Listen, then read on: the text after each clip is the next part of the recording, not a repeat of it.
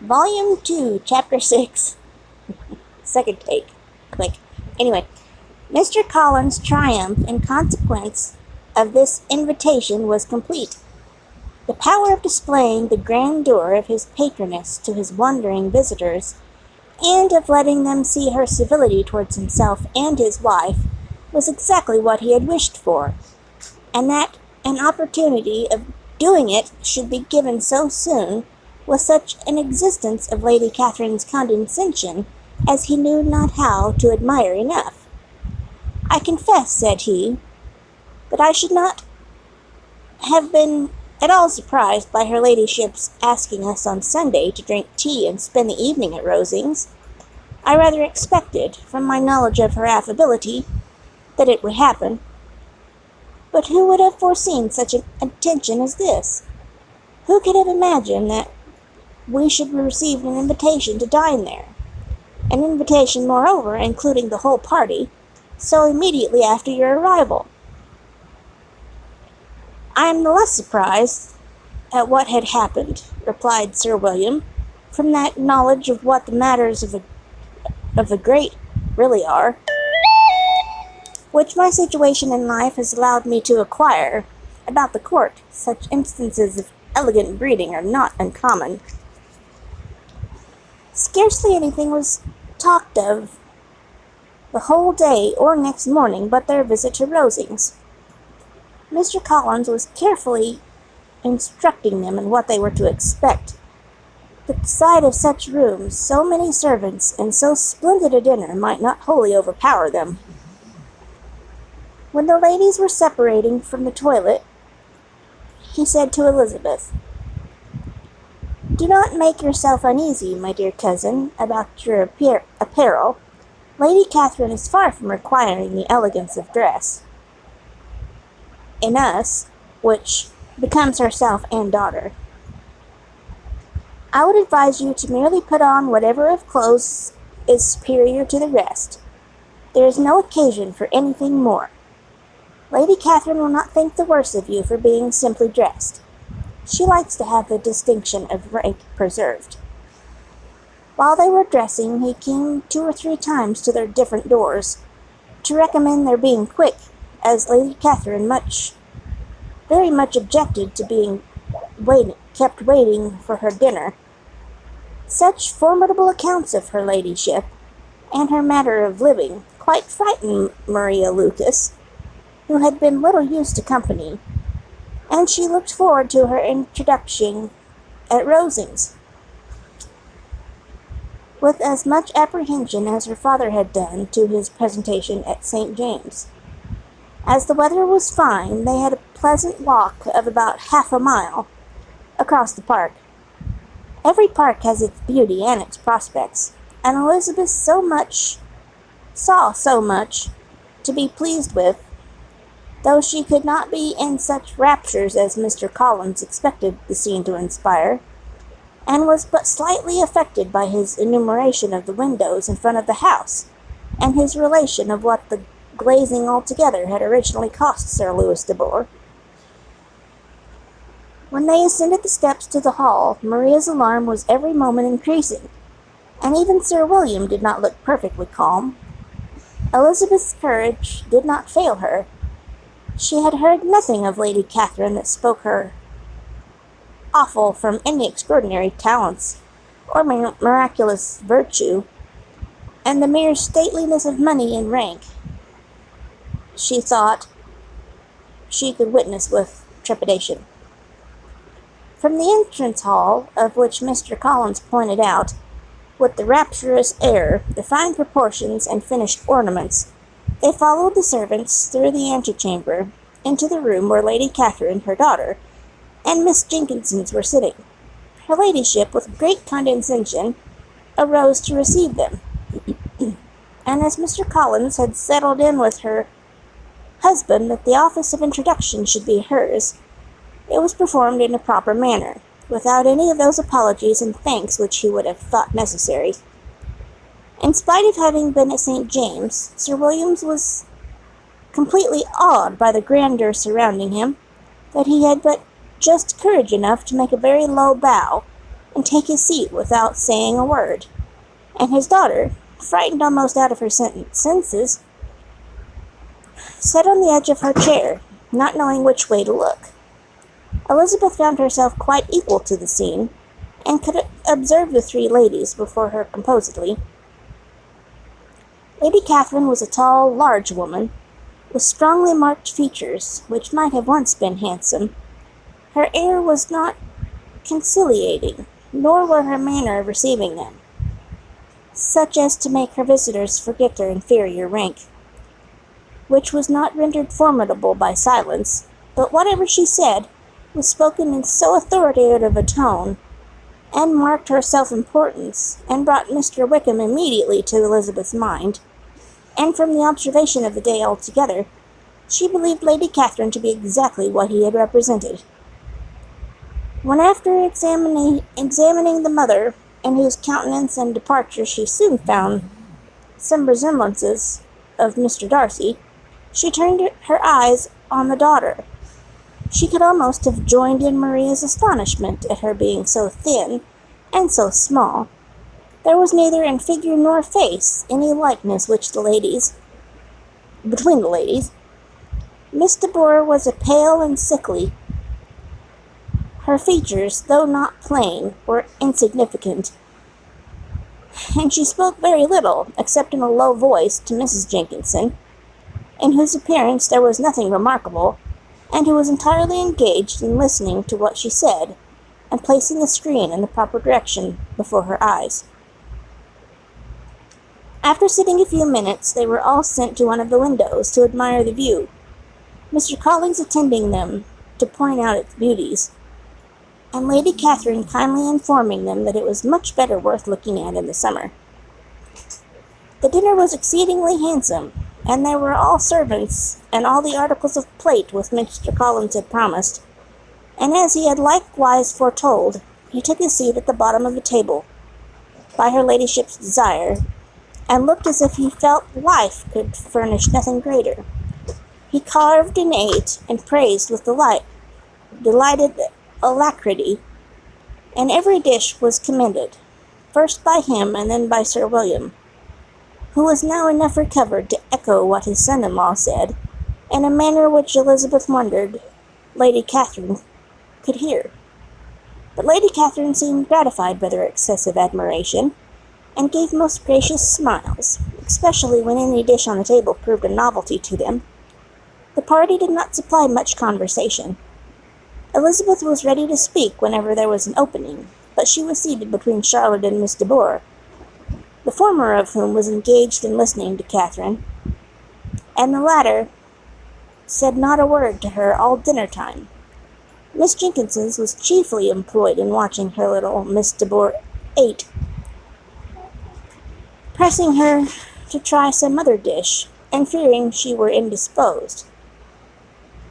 Maria thought speaking out of the question, and the gentleman did nothing but eat and admire. When the ladies returned to the drawing-room, there was little to be done but to hear Lady Catherine talk, which she did without any intermission till coffee came in, delivering her opinion on every subject in so decisive a manner as proved that she was not used to having her judgment controverted. She inquired into Lady Charlotte's domestic concerns, familiarly and minutely, and gave her a great deal of advice as to the management of them all, told her how everything ought to be regulated in so small a family as hers, and instructed her as to the care of her cows and her poultry. Elizabeth found that nothing was beneath this great lady's attention, which could furnish her with an occasion of dictating to others. In the intervals of her discourse with Mrs. Collins, she addressed a variety of questions to Maria and Elizabeth, but especially to the latter, of whom connection she knew the least, and whom she observed to Mr. Collins was a very genteel, pretty kind of girl. She asked her at different times how many sisters she had, whether they were older or younger than herself, whether any of them were likely to be married, whether they were handsome, where they had been educated, what carriage her father kept, and what had been her mother's maiden name. Elizabeth felt all the impertinence of her questions, but answered them very composedly. Lady Catherine then observed, "Your father's estate is entailed on Mr. Collins, I think. For your sake," turning to Charlotte, "I am glad of it, but otherwise I see no occasion for entailing estates from the female line. It was not thought necessary in Sir Louis de Bourgh's family. Do you play and sing, Miss Bennet?" "A little." "Oh, then some time or other we shall be happy to hear you. Our instrument is a capital one, probably superior to. You shall try it some day. Do your sisters play and sing?" "One of them does." Why did you all not learn?" "You ought to all have learned. The Miss Webbs all play, and their father is not so good an income as yours. Do you draw?" "No, not at all." "What, none of you?" "Not one." "That is very strange. I suppose you had no opportunity. Your mother should have taken you to town every spring for the benefit of masters." "My mother would have no objection, but my father hates London." "Has your governess left you?" "We never had any governess." "No governess? How is that possible? 5 daughters brought up at home without a governess? I never heard of such a thing. Your mother must have been quite a slave to your education." Elizabeth could hardly help smiling as she assured her that had not been the case. "Then who taught you? Who attended to you? Without a governess, you must have been neglected." "Compared with some families, I believe we were. But such of us as wished to learn never wanted the means. We were always encouraged to read, and had all the masters that were necessary. Those who chose to be idle certainly might." "Aye, no doubt. But that is what a governess will prevent. And if I had known your mother, I should have advised her most strenuously to engage one. I always say that nothing is to be done in education without steady and regular instruction, and nobody but a governess can give it. It is wonderful how many families I have been the means of supplying in that way. I am always glad to get a young person well placed out. 4 nieces of Mr. Jenkinson are most delightfully situated through my means, and it was by the other day that I recommended another young person, who was merely accidentally mentioned to me, and the family are quite delighted with her. Mrs. Collins, did I tell you of a Lady Metcalfe calling yesterday to thank me? She finds Miss Pope a treasure. 'Lady Catherine,' she said, 'you have given me a treasure. Are any of your young sisters out, Miss Bennet?' 'Yes, ma'am, all.' 'All? What, all 5 of you at once? Very odd. And you only the second. The younger ones out before the elder are married. Your younger sisters must be very young?' 'Yes, my youngest is not 16. Perhaps she is full young to be much in company. But really, ma'am, I think it would be very hard upon young sisters that they should not have their share of society and amusement, because the elder may not have the means or inclination to marry early.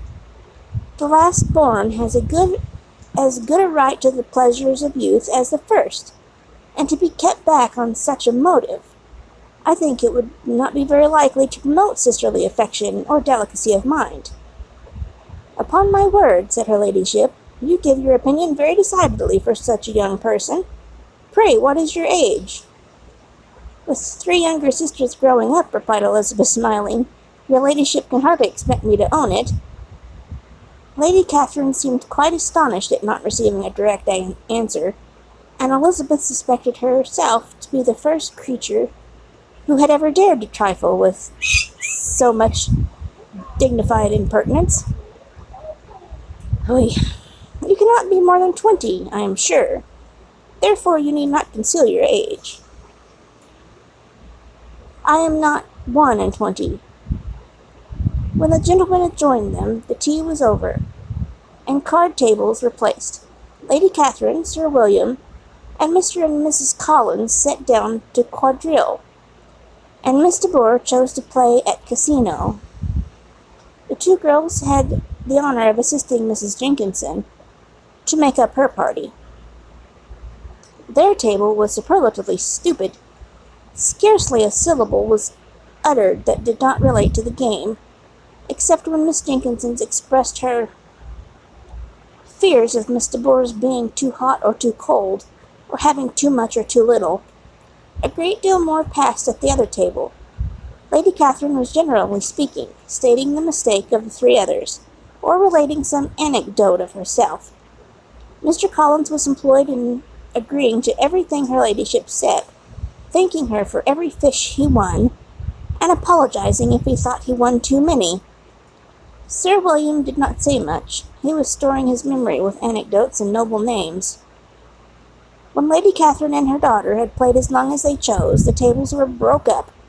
The carriage was offered to Mr. Collins, gratefully accepted, and immediately ordered.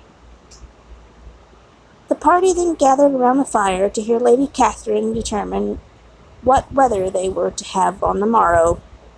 From these instructions they were summoned by the arrival of the coach, and with many speeches and thankfulness on Mr. Collins' side, and as many bows on Sir William's, they departed.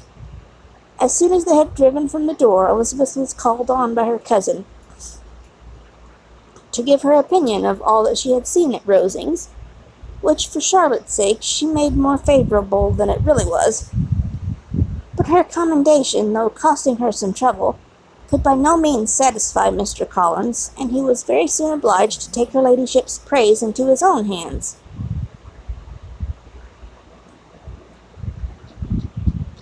End of chapter.